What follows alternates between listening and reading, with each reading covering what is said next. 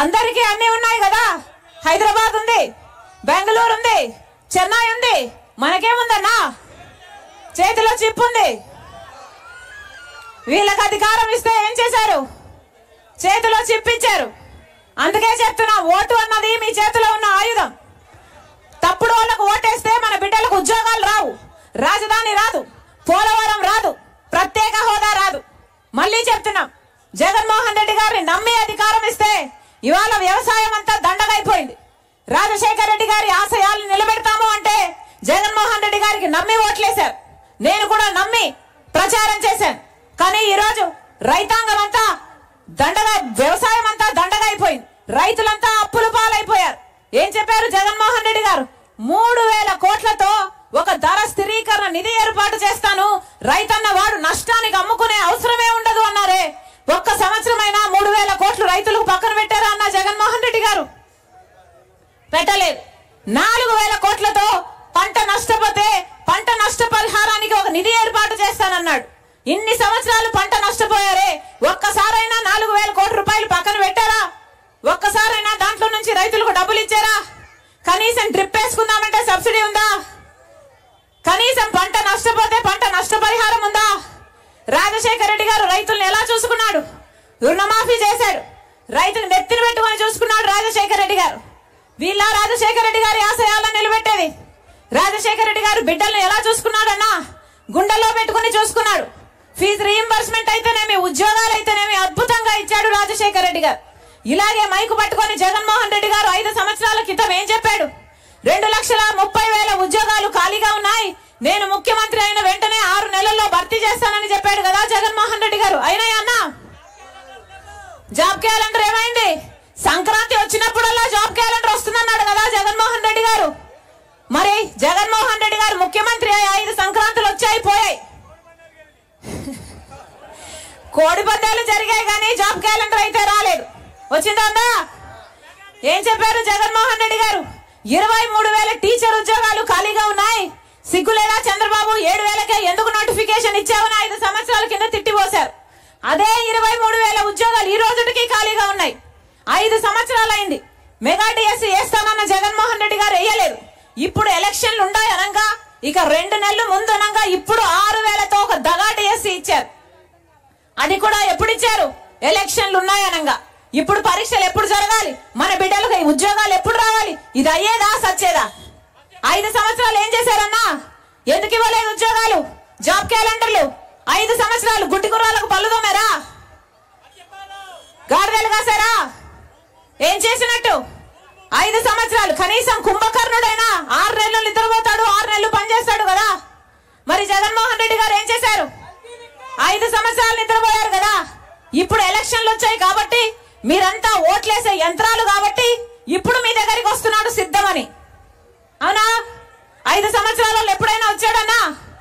అదే రాజశేఖర రెడ్డి గారు ఎలా పనిచేశారు? ప్రజానాయకుడు, ప్రజల మధ్య పనిచేశాడు కదా రాజశేఖర రెడ్డి గారు.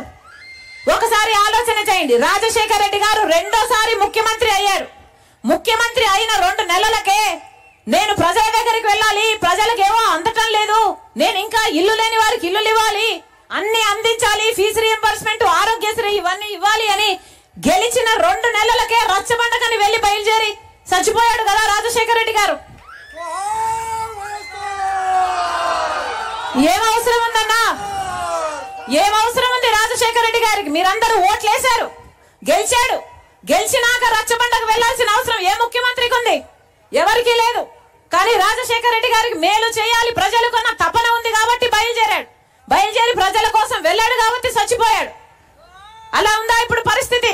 ప్రజా దర్బార్లో రాజశేఖర రెడ్డి గారు రోజుకు ఎంతమందిని కలిసేవాడు? 1000 మందిని కలిసేవాడు. మరి ఇప్పుడు జగన్మోహన్ రెడ్డి గారు ఆయన ఆశయాలను నిలబెడతానని చెప్తున్నవాడు కనీసం ఆయన మంత్రులకి, ఎమ్మెల్యేలకి అపాయింట్మెంట్ లేదు. ఇక మీకు దిక్కెక్కడ ఉంటుంది? 5 సంవత్సరాలు ఎప్పుడైనా కనిపించారా? ఎప్పుడూ రాలేదు. ఇప్పుడు ఎలక్షన్లు వచ్చాయి కాబట్టి సిద్ధమని ఇప్పుడు బయలుదేరుతున్నారు. దేనికి సిద్ధం అన్నా? ఒకసారి ఆలోచించండి. దేనికి సిద్ధం? మళ్ళీ 8 లక్షల దేనికి సిద్ధం అంటే ఓడిపోవడానికంట. మళ్ళీ 8 లక్షల కోట్ల అప్పు చేయడానికి సిద్ధమా? మళ్ళీ బీజేపీ పార్టీతో అక్రమ పొత్తు పెట్టుకోవడానికి సిద్ధమా?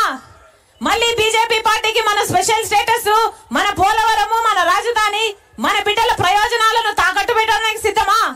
మళ్ళీ 20 లక్షల ఇల్లులు కడతానని చెప్పి మోసం చేయడానికి సిద్ధమా? మళ్ళీ పూర్తి మద్యపాన నిషేధం చేస్తామని చెప్పి మళ్ళీ మోసం చేయడానికి సిద్ధమా? పూర్తి మద్యపాన నిషేధం చేస్తానన్నారా లేదా? ఇప్పుడు ఏమైతుంది? మద్యపాన నిషేధం చేయకపోగా సర్కారే మద్యం అమ్ముతుంది. ఏమమ్ముతుంది? భూమట,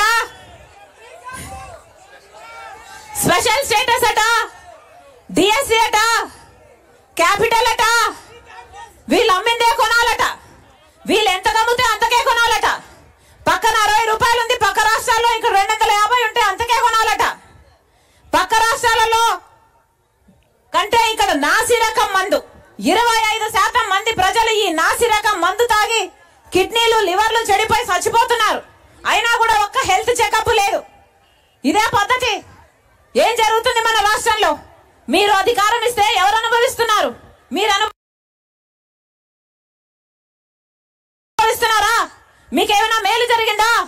అమ్మా, మహిళలకు కూడా చెప్తున్నాం, అమ్మఒడి అని చెప్పి 2 బిడ్డలకి ఇస్తానని చెప్పారు కదా జగన్మోహన్ రెడ్డి గారు. 15,000 ఎంత ఇస్తున్నారమ్మా? ఒక బిడ్డకి ఇస్తే మరి ఇంకో బిడ్డను ఏం చేయాలి? దత్తకిచ్చేయండి. జగన్మోహన్ రెడ్డి గారికి దత్తకిచ్చేయండి.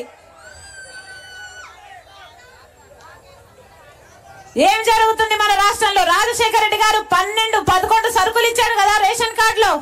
జగన్మోహన్ రెడ్డి గారు ఎన్ని ఇస్తున్నారు? 1, 2, 3? మరి వీళ్ళ రాజశేఖర రెడ్డి గారి ఆశయాలను నిలబెట్టేది?